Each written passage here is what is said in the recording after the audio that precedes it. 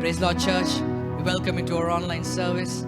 It's such a joy to come together as a family and worship our Lord. Amen. Come on, close your eyes from wherever you are and lift up your hands and tell Him, Lord, I need you.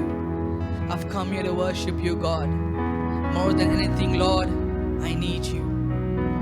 You are my King, and I worship you, God. We adore you. All our adoration belongs to you, Jesus. Thank you, Lord. Thank you, Jesus. Come on, just tell Him, Lord, I need you. More than anything, Lord. More than the air I breathe. I come here to confess that you are my King. Thank you, Lord. Thank you, Jesus. Lord, I come. I confess. Bowing here, I find my rest. And without you, I fall apart. You're the one that guides my heart. Lord, I need you. Oh, I need you. Every hour I need you. My one defense, my righteousness. Oh God, how I need you. Where sin runs deep, your grace is more. Where grace is found is where you are. And where you are, Lord, I am free. Holiness is Christ in me. Lord, I need you. Oh, I need you. Every hour I need you. My one defense, my righteousness. Oh God, how I need you. Lord, I need you. Oh, I need you. Every hour I need. Tell him you're my one defense. My one defense. My righteousness. Oh God, how I need you. Lord, I need you. Lord, I need you. Oh, I need you. Every hour I need you. My one defense, my righteousness. Oh God, how I need you. Lord, I need you. Oh, I need you. Every hour I need you.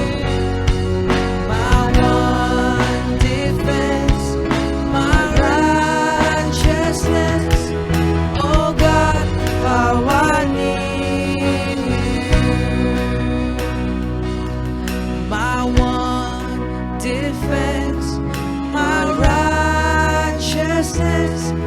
Oh God, how I need you. Come on, church. Give him the clap offering this moment.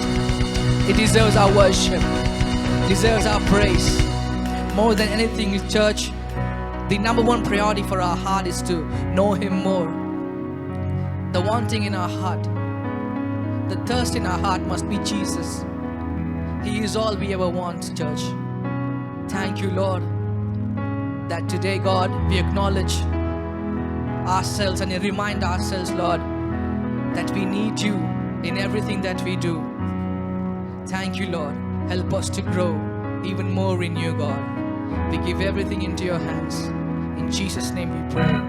Amen.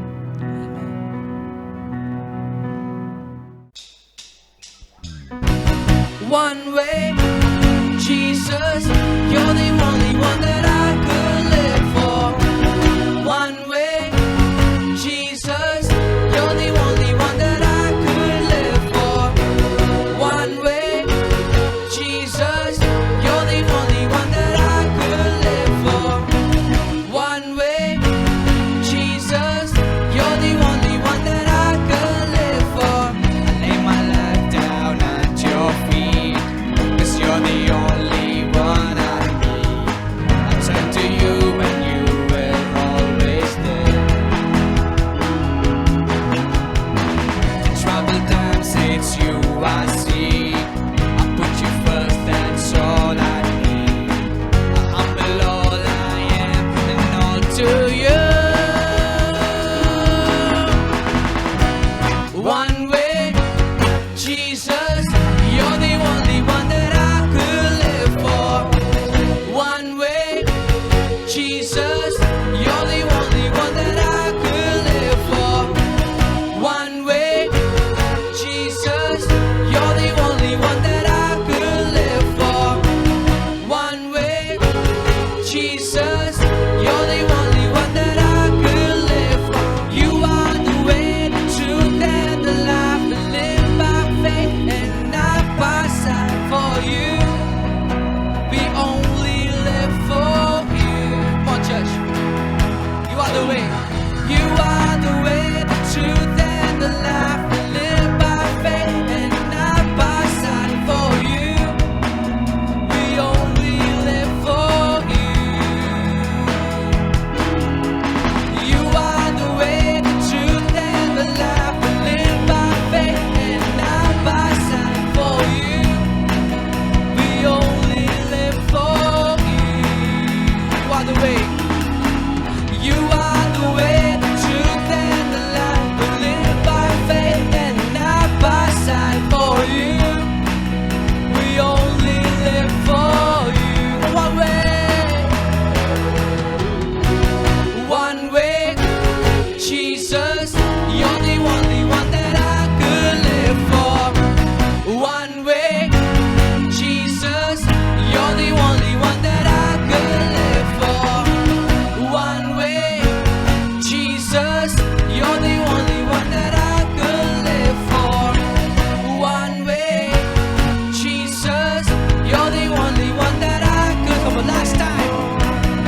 One way. Jesus, you're the only one that I could live for. One way. Jesus, you're the only one that I could live for. Come on, put your hands together, church. Give him a shout of praise.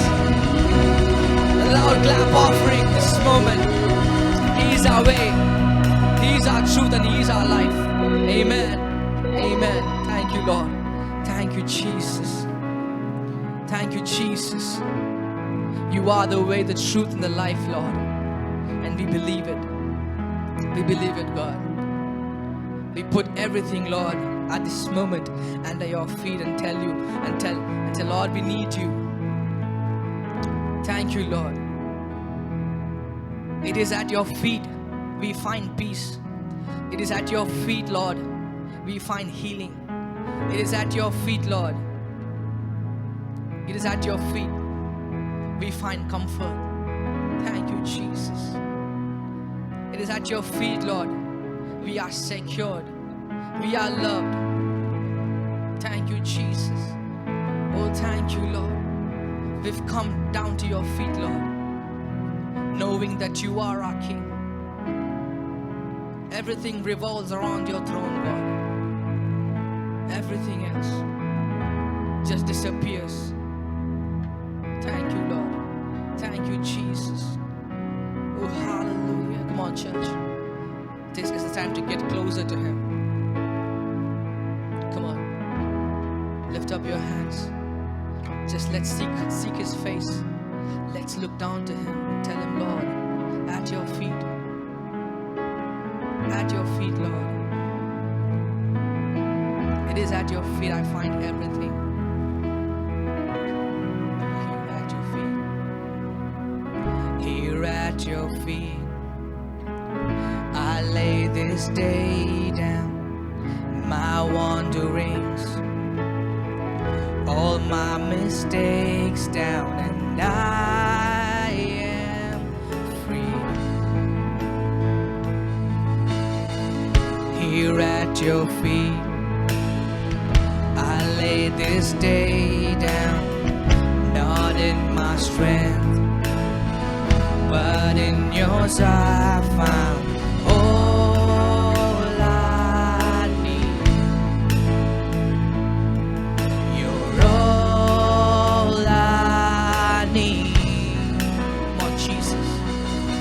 Jesus, Jesus, at your feet, there is nowhere else for me. Jesus, Jesus, at your feet, there is nowhere else for me. Here at your feet, I lay my future down, all of my dreams I give to you now, and I find peace. I find peace. Jesus, Jesus, at your feet, there is nowhere else for me. Come on, tell him, church. Jesus, Jesus, at your feet, there is nowhere else for me. Jesus, Jesus, at your feet, there is nowhere else for me. Jesus, Jesus, at your feet, there is nowhere else for me. Jesus, Jesus, at your feet, there is nowhere else for me. Can we tell that again? Jesus, Jesus, at your feet, there is nowhere else for me. There is nowhere else for me.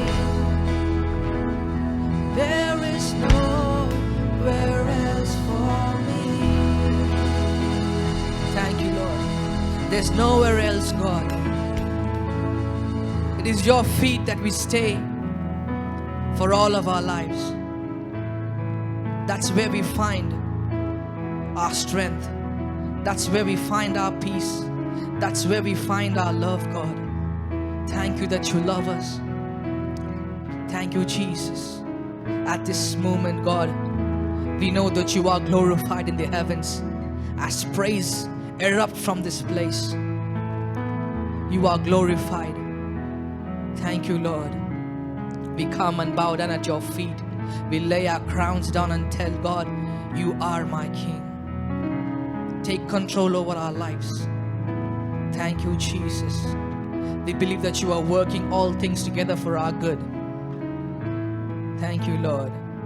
As we wait for your word, God, speak to us. Mold us, Lord.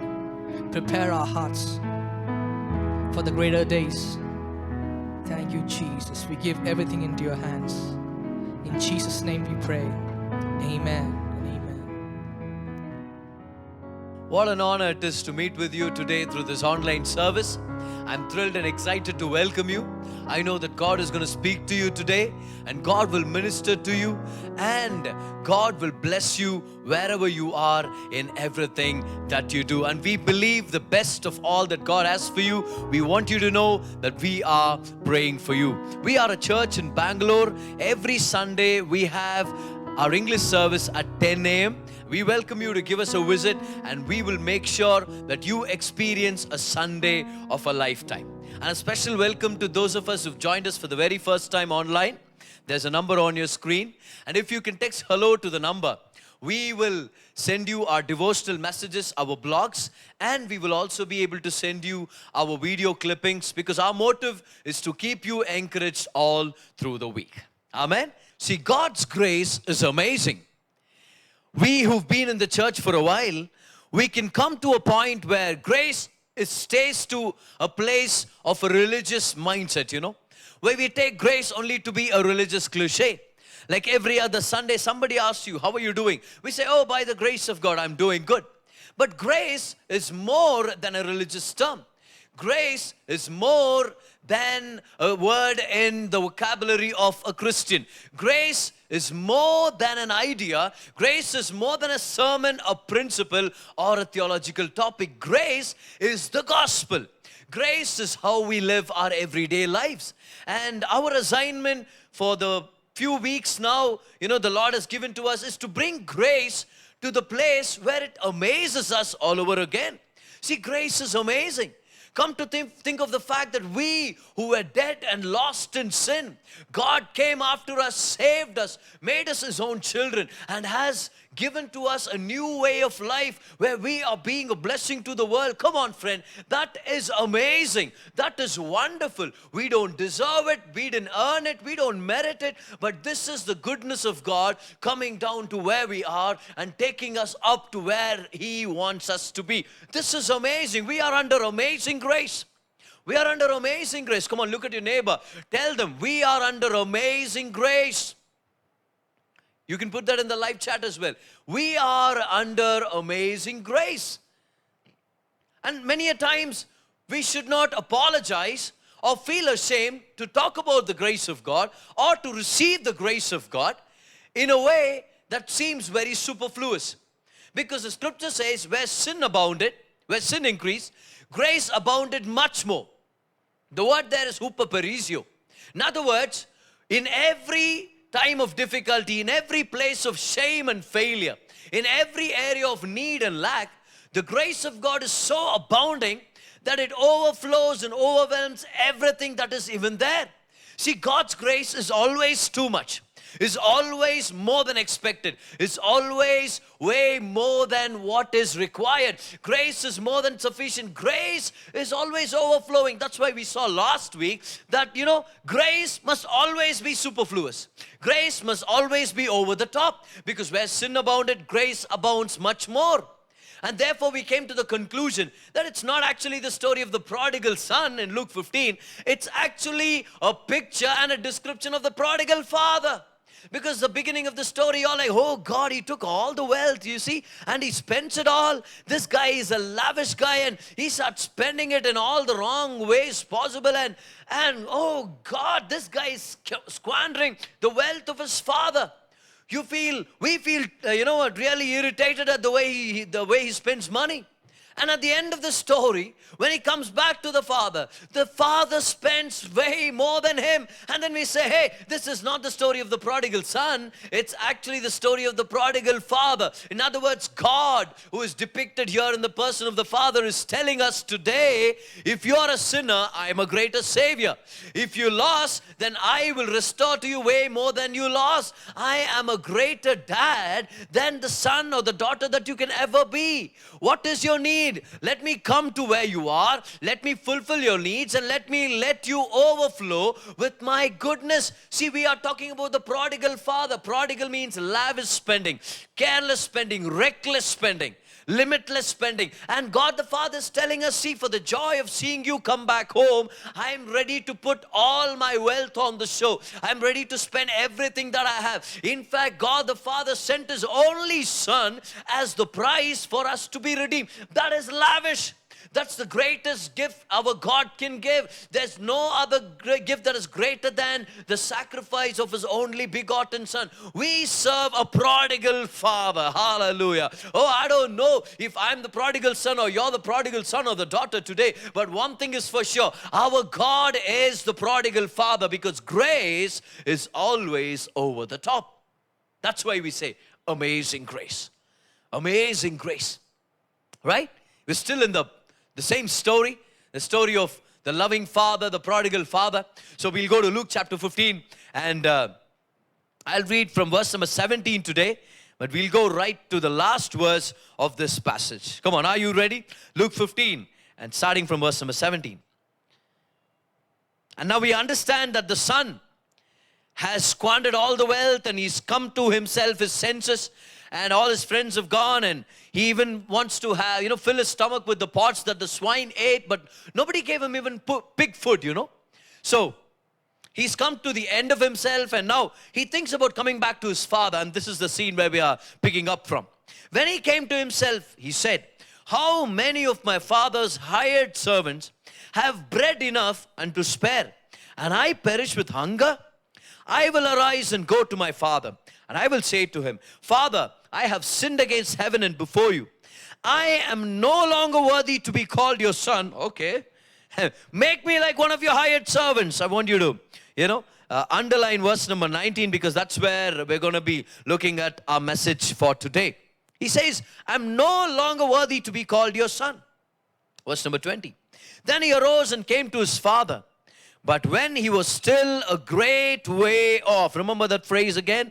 He was still a great way off. He's really, really far, And it's fascinating how the dad could recognize him from that far. The dad runs to, but he's way off.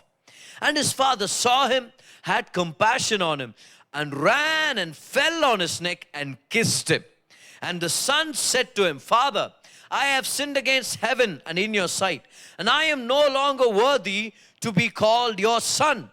But he still hasn't completed his repentance speech, or he still hasn't completed the resume that he has prepared, the speech that he's prepared.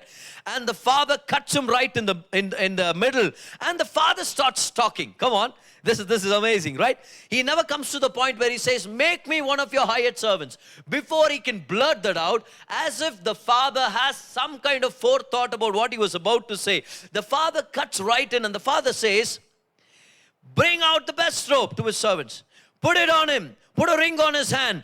Put sandals on his feet. Bring the fatted calf here. Kill it. Let us eat and be merry," and shut his mouth. Okay, now that's not there, but that's what happened, That's what happened. He said, "Bring the fatted calf here, because it's a sacrifice. It's a sacrifice." Or else he would have said, "Back of the kitchen, you idiot. Why bring it in the street?" But it has to be a sacrifice. Everybody's got to see that, And he said, "Let's be merry. For this my son was dead." Come on. He had in his heart, he was ready with the next statement, "I want to be your hired servant. And the dad comes in, "And this my son." And the son is like, "Okay, I'll shut my mouth now when grace has come to embrace me. For this my son was dead and is alive again. He was lost and is found." And they began to be merry, right? That's where we ended last week. "Now his older son was in the field. And as he came and drew near to the house, he heard music and dancing. So he called one of the servants and asked what these things meant. And he said to him, Your brother has come, and because he has received him safe and sound, your father has killed the fatted calf." But he was angry and would not go in. Therefore his father came out and pleaded with him. Isn't this the amazing love of the father? The father came out to both the sons, and he pleads with the elder son. And he said to his father, so now the elder son starts talking. "Lo," he doesn't even call him dad, If this guy was a Kannadiga, the dad would have slapped him. "Yarna lo ante nenu, huh?" But "Lo, these many years I have been serving you. I have never transgressed your commandment at any time." He's a liar. There's nobody perfect, right? "I've been serving you. I've never transgressed your commandment at any time. Yet you never gave me a young goat that I might make merry with my friends." You never gave me a young goat. But when you look at verse number 12, you see the father divided both of his sons' livelihood. So this elder son has been given his portion. What was he waiting for? What was he waiting for? He was engrossed in his works and performance and trying to please his dad, that he forgot that everything already belonged to him. And the son says, "You never gave me a young goat that I might make merry with my friends." See, the dad was having a celebration. He said, "Let's make merry." The father and the son, everyone together. But this son wanted another party. Why look for another party when there's a party happening in your home, right? See, there's a party ready happening. But he says, I want to be merry with my friends, not with you, Dad. And as soon as this son of yours came, it doesn't even call him his brother. He says, as soon as this son of yours came, who has devoured your livelihood with harlots. See, he magnifies only that sin, right? With harlots. Because I submit to you, the elder son was sinning already sexually in his mind. But that one thing looked really huge for him, Livelihood with harlots, you killed the fatted calf for him. And he said to him, the father said to him, son, you are always with me. And all that I have is yours. See, he's the eldest son. He got the double portion. Did you know that? Because the eldest, they always get the double portion those days. And he says, see, all I have is yours. It was right that we should make merry and be glad, for your brother was dead. He's reminding him, he's your brother, not just my son. He was dead and is alive again, was lost and is found. And then he ends the story there, leaves the father at the door, leaves the elder son at the door, and they're just talking, and we are left to, wonder what happened. But this is where we're going to focus on today, not really on the elder brother. That's another sermon for another time. It's going to be good. But today, we'll focus on the fact that this is a tale of two sons, It's a story of two sons, actually. We actually magnify the younger son. We've named the parable prodigal son, not God, but we've done it. But actually, it's a tale of two sons, right? Both their mentalities. You see, the father divided the portion to both of them. And I submit to you that both of these sons are nearly the same. They are not different. See, we don't look at it like one is a good guy, one is a bad guy. No, both were lost and both are same. Both of them did not have a good opinion of their father.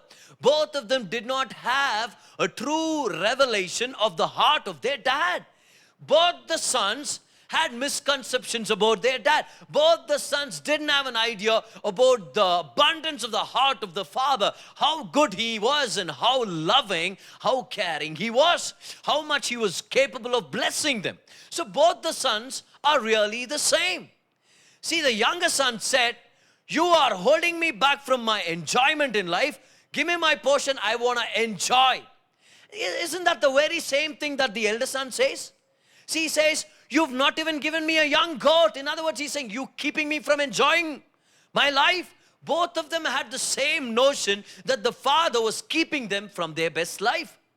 The younger son said, I am not worthy to be called your son. And the elder son never calls the dad father. He addresses him as lo or behold. Doesn't call him father. In other words, both of them felt unworthy. And the other thing you notice is this. The younger son comes back home, tells his father, make me, and he wanted to tell his father, that's what I meant. He wanted to tell his father, make me one of your hired servants. And that's what the elder son has been doing all the while. Because he says, I've been serving you all these years. In other words, he was working like a servant already. Right? And then you realize another thing that's similar is this. The younger son went out and partied with his friends, when all the while the dad could give him a party of a lifetime. And the elder son wanted to party with his friends when there was a party happening in his home. What was happening? Both are one and the same. One guy goes out and spends time with harlots. The other guy, in his heart, he perhaps was sexually sinning already.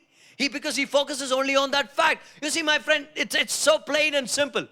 The younger son went out and sinned.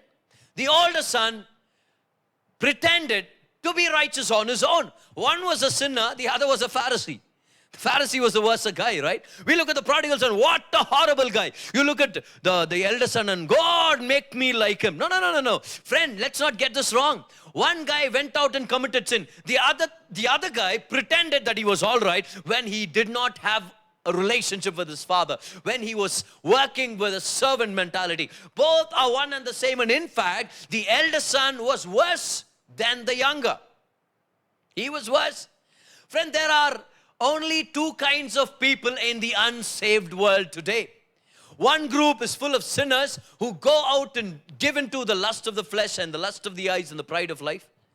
The other group, they do all this stuff in their heart, but they pretend like they are holier than the other. See, there are only two groups of people anytime, anywhere, my friend, when it comes to the unsaved group of people. Either they are a sinner or a Pharisee. Either they are doing it or they are doing it internally, inwardly. Either they are doing it outside, they are really into sin, or they are pretending they are righteous. To pretend you are righteous is a worse sin. That's pride that keeps you from receiving from a Savior. That will keep you from salvation even. See, when you say, oh, I'm all right, I'm good, I'm righteous on my own, grace cannot touch you, grace cannot impact you, because a Savior cannot save someone who does not humble himself and agree to the fact that he has a need of a Savior. Friend, it's so simple today that there were these two sons. They were one and the same, nearly the same. One was a sinner, other was a Pharisee. But this is the love of God. The Father comes out and invites both the sons. He comes out to the younger son, and at the same time, he comes out to the elder son. The servant ministers to the younger, and the servant is now ministering to the elder son as well. See, the Father comes to both of them. What's the difference? You know what the difference was? Both of them were sinners. Both of them missed it on a long shot, Both of them had misconceptions about their dad, and both of them were reached out by their father. The Father came out to both the sons, but the difference that was there was this. The younger son embraced grace. And the older son is left there for us to wonder what would happen, because most of us listening today are the elder sons here today. Why? Because God has given us a chance to embrace grace. The question is this. The question is not, have you been serving? Are you holy? Have you done enough to be worthy? No. That's not really the question. The question is this. Are you willing to embrace grace? Because ready or not, here comes grace. Here comes the unmerited favor of God. Here comes the undeserving treat of the goodness of God running to wherever you are. You might be a sinner or a Pharisee, but grace comes to both these groups of people. You might be like the older son or the younger son, but the Father comes out to you. Question is this: will you shut up about your righteousness, about your ability to earn your way, about your ability to serve your Father, about your own performance? The question is this: would you stop talking about your performance and embrace grace, or would you stand at the door and keep chanting about your own righteousness and let the party go on? But grace has come to you. The response now falls back on us, whether we will embrace grace or not. Embrace grace. Look at your neighbor and tell them, embrace grace. Put that in the live chat. Say, embrace grace. Because this is what is left for us to do. Embrace grace. And before we move on to the meat of the message, I want to ask you this question. Have you ever hugged someone who doesn't know how to hug? Maybe they weren't, they didn't grow up in a very affectionate family or close friends, but have you tried hugging someone who doesn't know how to hug? Boys with boys and girls with girls, that's what I mean. Sometimes you hug someone and they act like they're a mannequin, No, not moving anything, and you'll hug them with a loving embrace, and they're like, oh, okay. And few other people, they just give you a jolt, like as if they are electricity pole, You hug them and they'll give you a jolt and they'll lift you. Okay, very sorry, thank you. And some other people, it gets even more funny, They are so uncomfortable with an embrace. They start making funny noises, They're like, oh, okay, okay, thank you.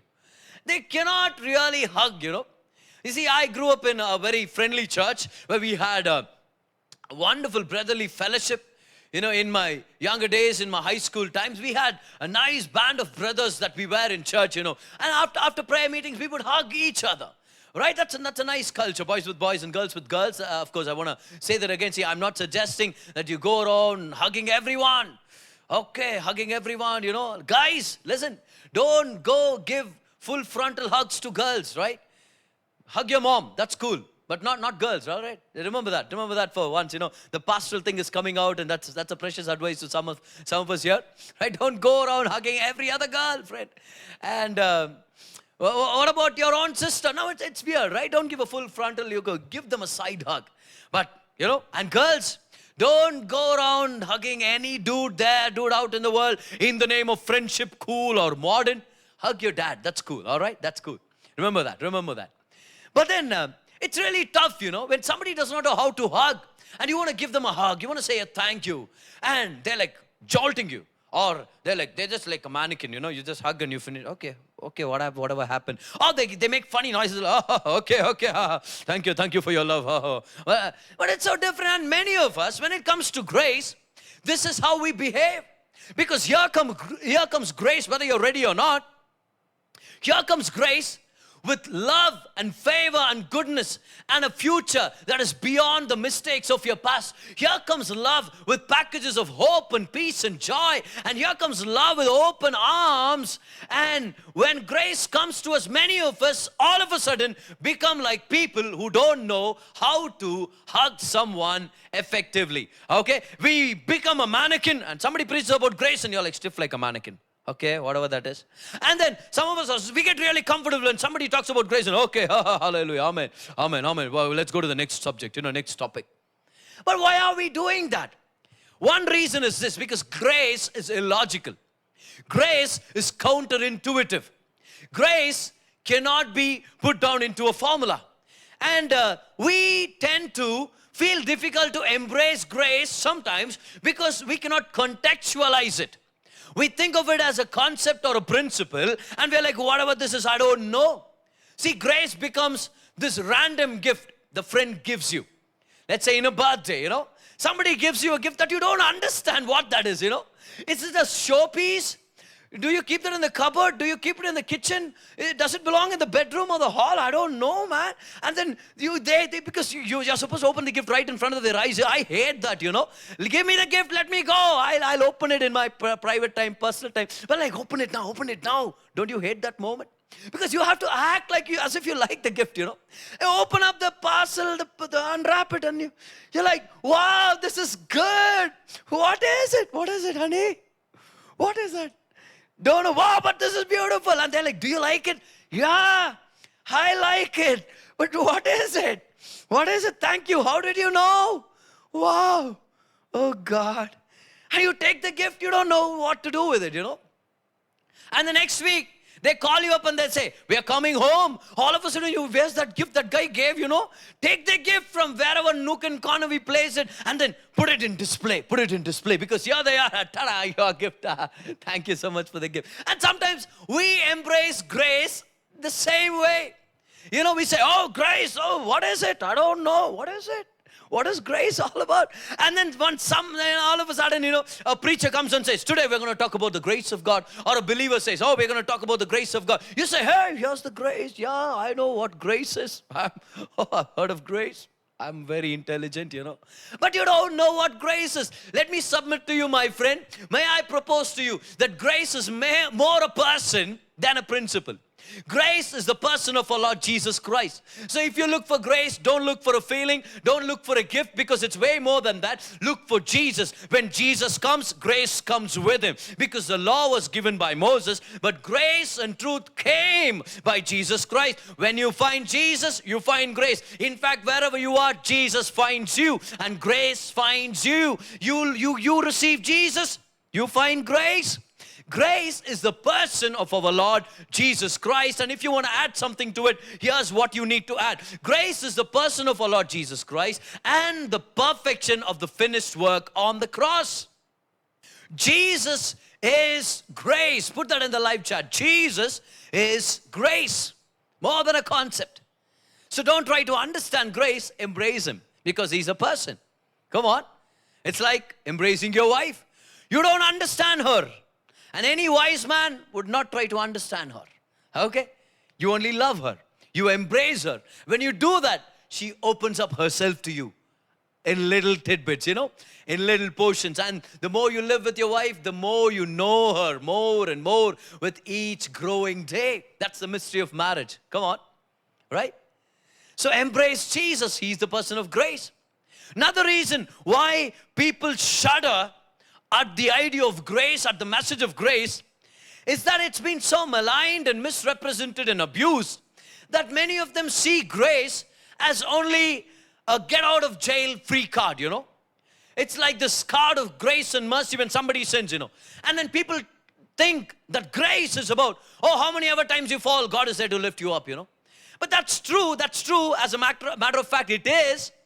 But when you limit grace to all that it is, then we are doing a great injustice, because grace is way more than that. The grace of God is not just God's hand of favor reaching out and picking you up every time you fall, but it's God's hand of power that empowers you to quit that sin once and for all and to live a holy life. That's why many are afraid of embracing grace. Oh, this grace thing, you've got to be really careful, because God loves you. That's true. But if you take it as, God loves you every time you sin, then when people go out and sin, friend, true grace will empower you to win over sin.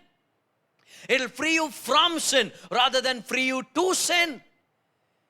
See, I've been blessed with a wonderful marriage. My wife is, a great blessing to me. In fact, the single most amazing blessing right after salvation is my wife, and I celebrate her. Thank God for her. And I want to submit to you that she is a way better spouse than I am by leaps and bounds, And it's true that I married way out of my league. She's kind, considerate, and loving.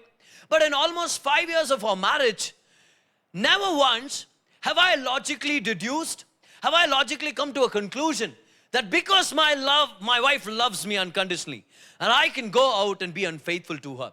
In fact, on the contrary, the more I get to know my wife and the more I receive her love and unconditional embrace, the more I'm motivated to fall in love with her all the more every day in a fresh way. I don't want to go out and be unfaithful, but I want to love her more. I submit to you, that's the same thing with the grace of God. The more you know God loves you, God will pick you up and God will dust you off and God will give you a new hope. The more you will not want to sin and the more you will fall in love with God.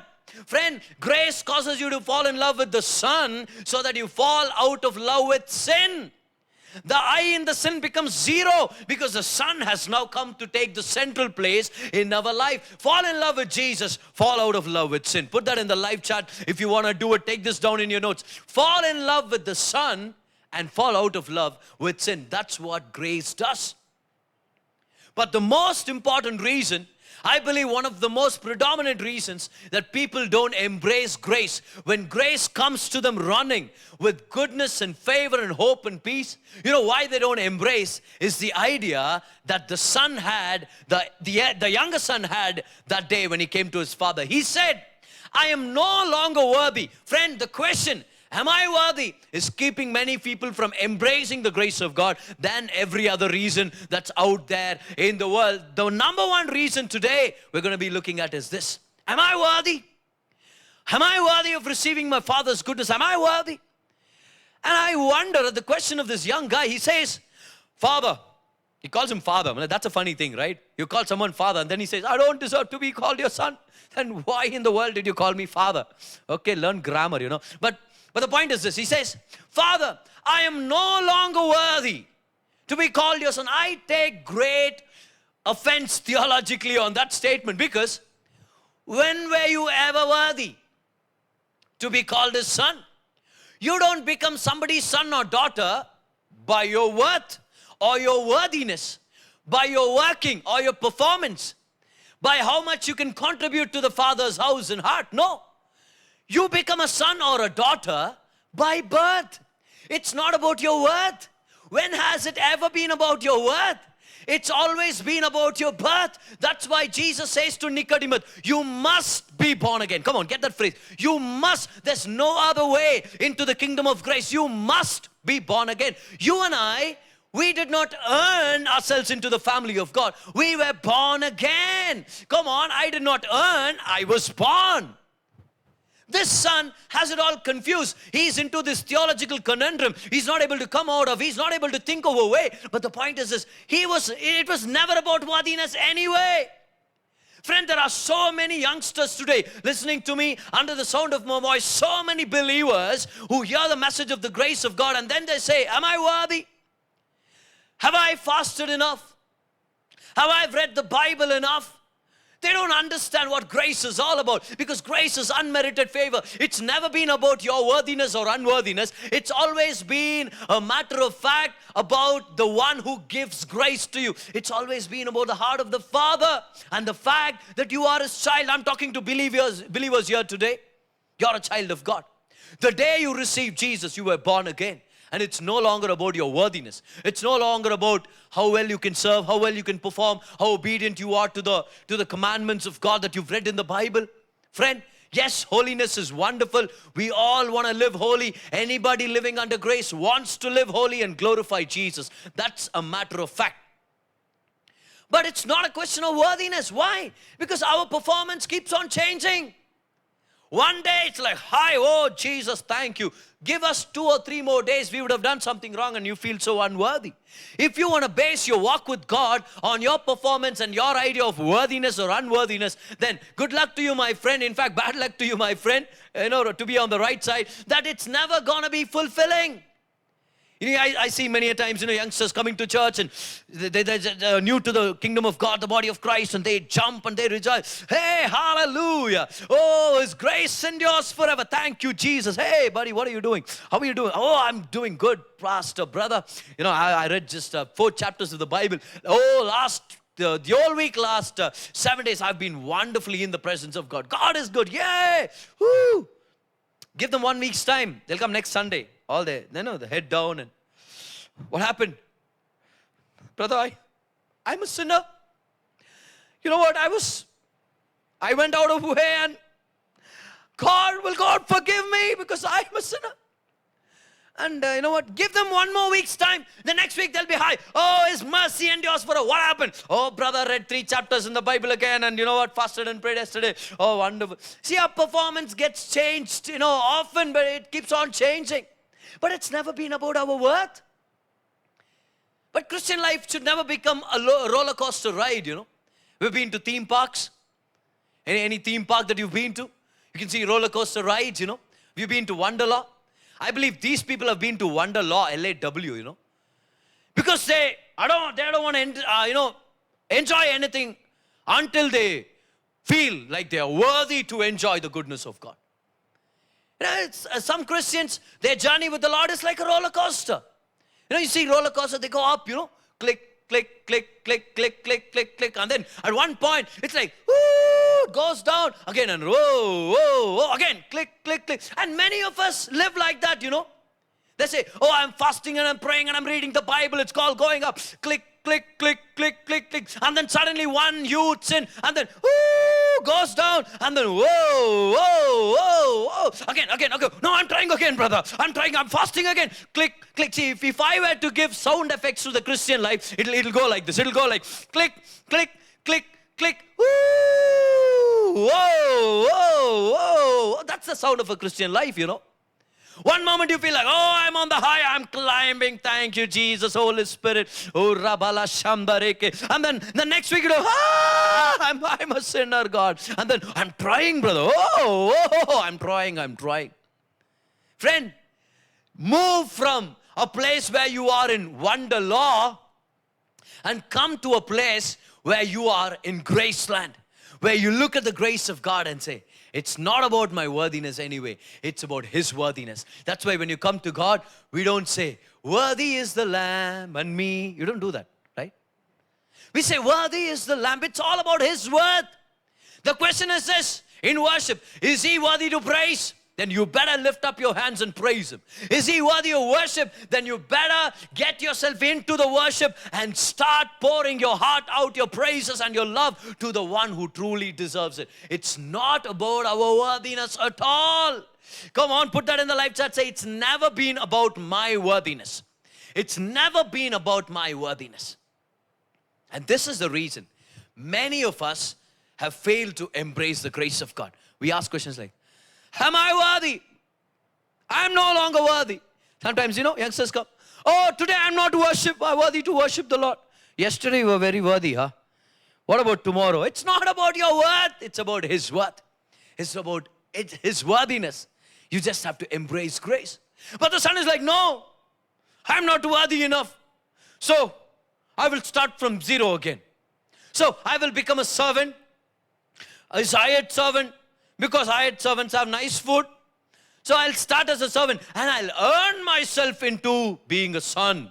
And one day I will get to wear the best robe. One day my father will give the ring. One day I will wear the slippers, One day I will have a party. One day they will sacrifice the fatted calf, But I will start as a servant. But the point is this, my friend. You look at the Bible, you will know.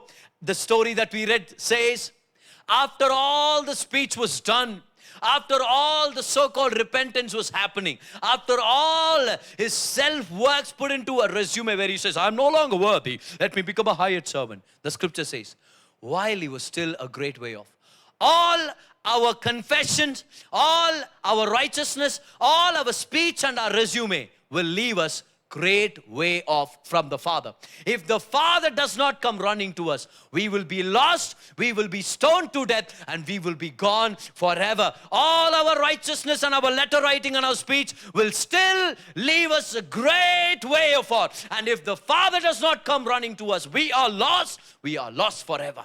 The Father runs to him and gives him the embrace of grace. My friend, the whole of Christianity is God initiating it, not man. It was all initiated by God, and man only responded. Friend, God sent his son. We only responded. His son died on the cross for us. We only responded. His son rose again from the dead. We only responded. All of Christianity is nothing but our response. We don't put up the right speech. We don't put up the right performance ahead. We don't do the right stuff in order for God to bless us with the good things of life. No, we embrace his grace, and grace will empower us to live the good life. Come on, somebody needs to rejoice over the fact that God's grace comes to us wherever we are. Come on, it's never been about our worthiness. It's always been about his grace touching our lives and we being responders. Are you a good responder? My friend, this is what life is all about under grace. You see, when you run to the finish line, that's a race. But when the finish line runs to you, that's grace. When you run to the rope, oh, if I can run well, maybe I'll get that rope. Maybe if I can perform well, maybe God, my Father will give me the ring, Maybe if I can do something amazing, my Father will sacrifice the fatted calf, give me shoes, and then get into a party. Hey, I'm believing on that day. But that's not possible, my friend. Grace comes to where you are, and grace blesses you wherever you are, and grace will embrace you wherever you are, whatever condition you are, and then now everything becomes yours. Then all of a sudden, one moment the son is like a beggar, The other moment he's like a son of a king and he's walking ahead. And this is the point, my friend. When you run to the finish line, it's a race. But when the finish line runs to you, that's grace. We did not find righteousness, righteousness found us. We did not come to God, God came to where we are. We did not go after inheritance, the ring came to us. We did not go to a party, the party came to us. We did not become holy, holiness was imputed to us. We did not go to the finish line. In fact, we run after the finish line to get all the rewards that have been given to us. The finish line has now come to where we are. Friend, wherever you are, grace is coming to that place. Grace is coming to where you are. Grace is coming to where you are. The father came out to the younger son. The father came out to the elder son. The only question was this: would they shut up and embrace? The younger son's been talking, but when the father gives him the embrace, he shuts up and says, I just want to receive his love. He embraced the grace of God. The other guy was talking, but now we are left with a question. Did he take the invitation? Did he choose to embrace the grace of his father and get on into the party and celebrate the goodness of his dad that day? Friend, it all comes down to this. Will you embrace grace? See, apart from the gospel, apart from Jesus, there are only two groups of people.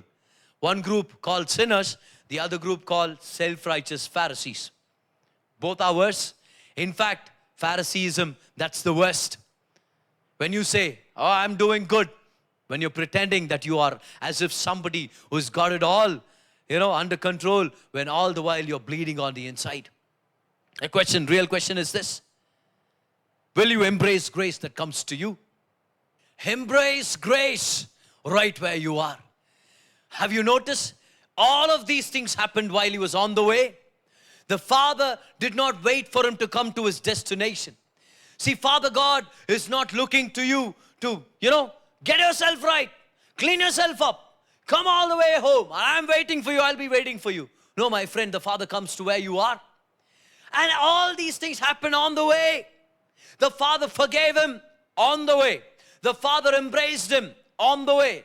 The Father honored him on the way. The robe was put on him on the way. The ring was given to him on the way. The sandals were put on his feet on the way. The fatted calf was sacrificed on the way. Oh, the party started on the way. Party came to where he was. He didn't go to a place. Grace comes to where you are. Friend, this idea that, I should be worthy to embrace the grace of God. No. It's not about whether you're ready. Grace has always been ready. The question is, are you ready to humble yourself and accept grace wherever you are? Will you throw your arms open wide and say, I embrace the grace of God? Or will you stay like people who don't know to hug, like a stiff mannequin and let grace to whatever, I've not opened my hands. Or will you be just so uncomfortable where you make fun? Okay, grace of God, I understand. Amen, hallelujah. Next message, brother, about something else. No, my friend, here is a chance for you to embrace the grace of God. Grace comes to where you are. Question is, will you embrace grace? It's not about your worthiness anyway. It's about the one who loves you. It's about accepting the fact that his love is greater than all the mistakes that you can ever do. That his grace is way more greater than all the sins and the mistakes that you've done in the past. It's a greater thing. That's the question. You don't have to be ready. All you've got to do is just embrace. Question is not whether you're worthy. Question is, are you willing? Are you willing to embrace the grace of God? Heard of this story where this young artist wanted a model to paint, to paint the story of the prodigal son.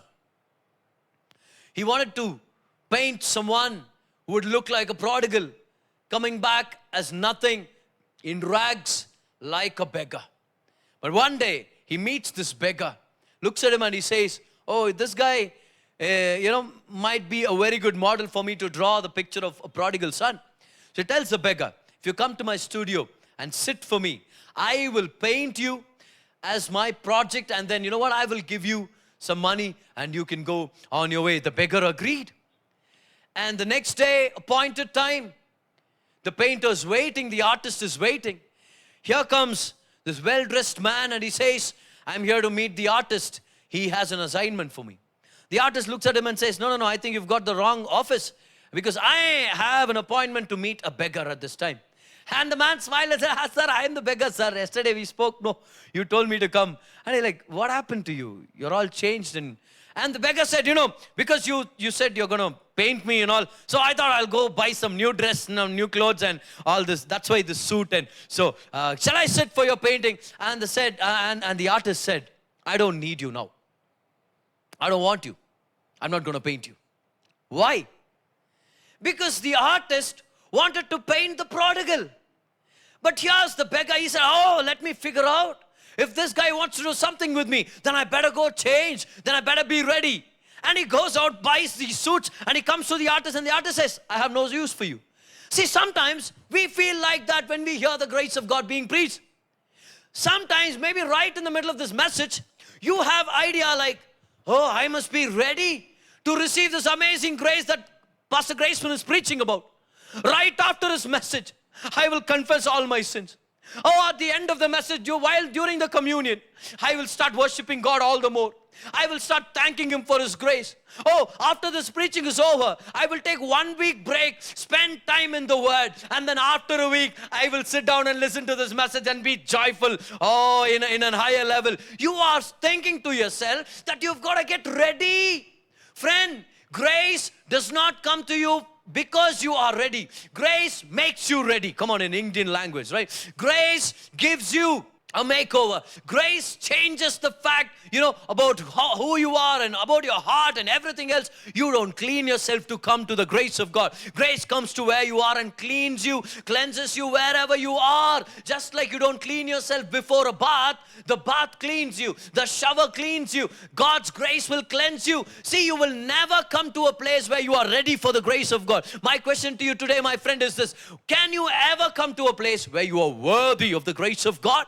How can a mere sinful human being like you and me do something extraordinarily amazing to embrace the grace of God that comes down from heaven? Any chance? No chance, my friend. Whatever we do will have a hint of imperfection and a hint of failure hidden in it. It's stained with pride, stained with self-righteousness. None of our works will amount to a place where we can earn the blessings of God and the favor of God. All you can do is this: hi, here I am. This is where I am. This is what I've done. And this is where I am in my time zone. Hug me, Lord. Embrace me, Lord. I don't have to be ready. Take this thought off your mind. You don't have to be prepared and ready and cleansed up for the grace of God. You know what? Ready or not, here comes grace. Have you played hide and seek with your kids and your friends? You know what? Here, ready or not, here I come. See, God is waiting for His grace to overpower you. But we say, oh, I'm not ready. But here comes grace. Here comes grace running to you. What will you do? Will you go back like that beggar and say, oh, let me get myself ready? Or will you come to Him as you are, regardless of what you've done and wherever you are, and say, grace, embrace me. Father, love me.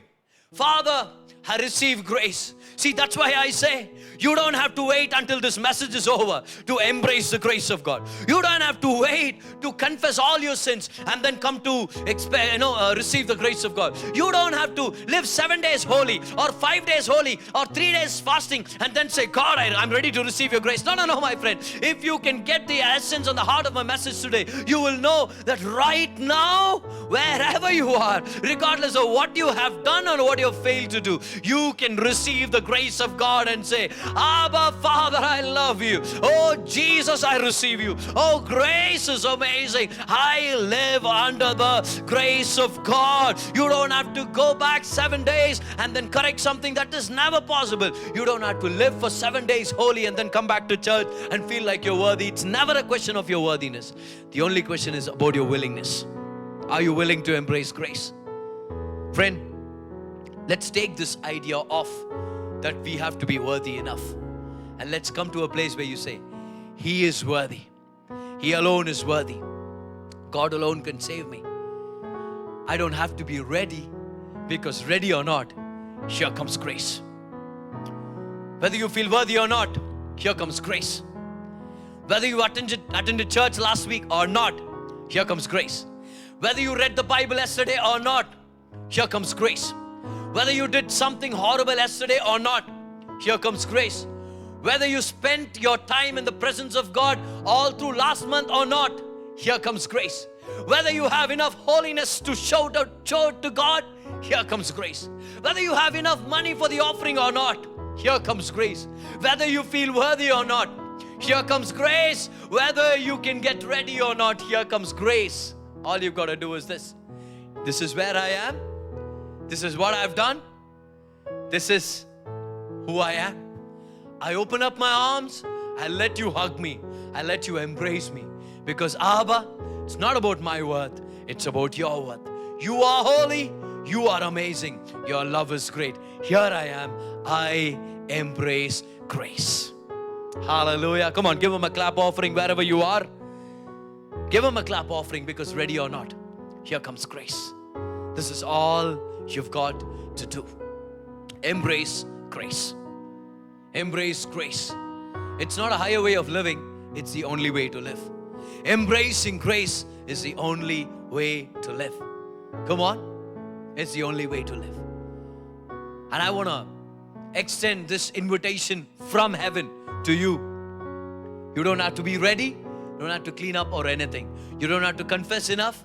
You don't have to pray enough, or you don't have to read the Bible enough in order to, save up some kind of religious idea of holiness on your account in order for God to run to you and embrace you.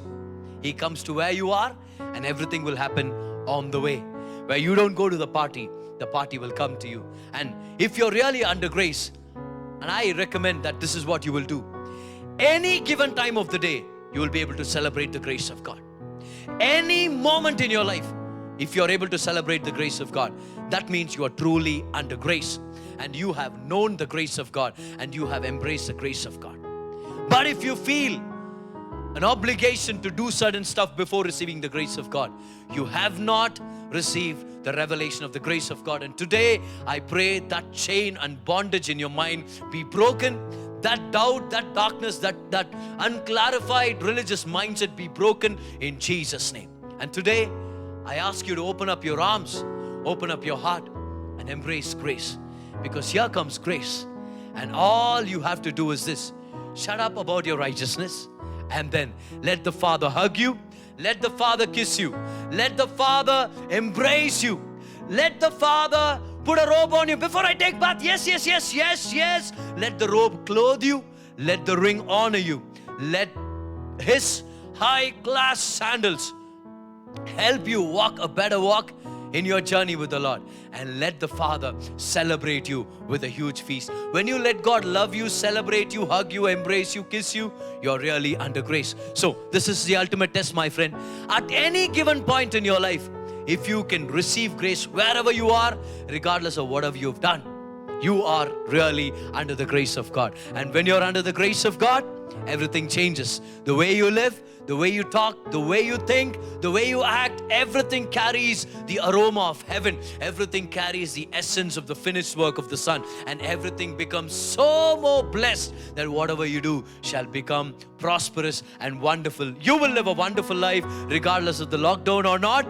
God will bless you. God will take you further because you are under grace. Oh, maybe you are under amazing grace. Hallelujah. You're under amazing grace. If God spoke to you today, give Him a clap of praise, give Him a thanks offering, and stand to your feet, because we are going to celebrate with the Lord's Supper and then bring this amazing service to a close. Come on, let's all pray. Let's thank God and say, I embrace grace. I embrace grace. I embrace grace. I embrace grace. Wherever I am, whatever I've done, right now, before I have a feeling of being righteous, I will accept the fact that I'm made righteous. Before I can feel like a son or a daughter, I will receive by faith the goodness and the grace of God. Thank you, Jesus. Thank you, Heavenly Father. Come on, raise your hands and start praising Him. Thank you, Heavenly Father. Thank you, Jesus. Raise your hands.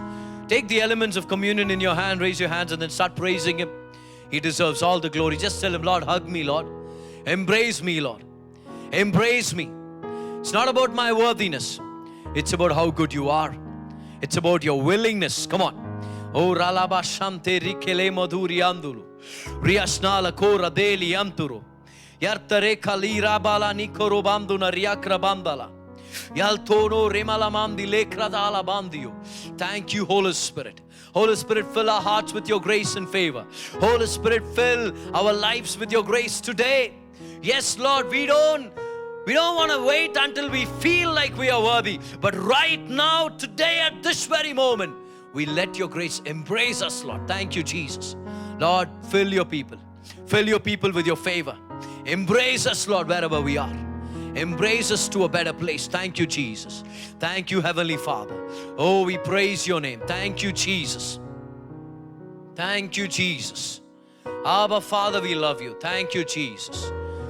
Lift up the body of the Lord in your hand. Declare with me. Say, Lord Jesus, for by your stripes I am healed. For by your wounds I am made whole. No more sicknesses or weaknesses. No more infectious diseases near my home. Say, by the stripes of Jesus, I am healed. Receive His body for you.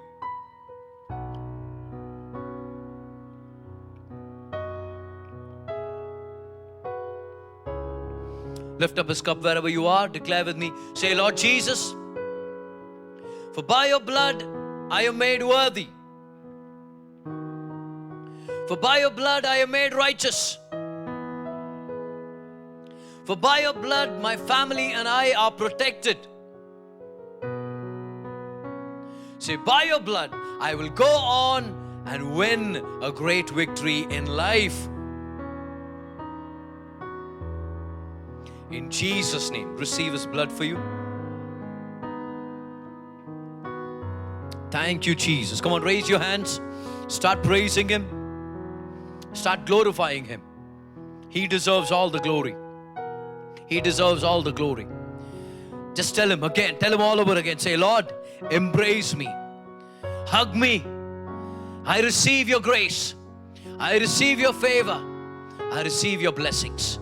Right where I am on the way while I'm still imperfect.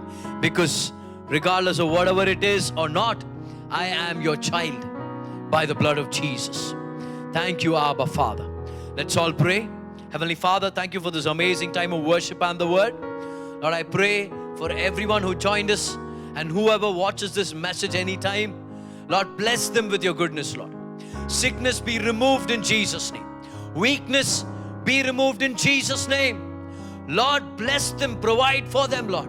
Do them a miracle. You will never let anyone be put to shame when they trust you, Lord.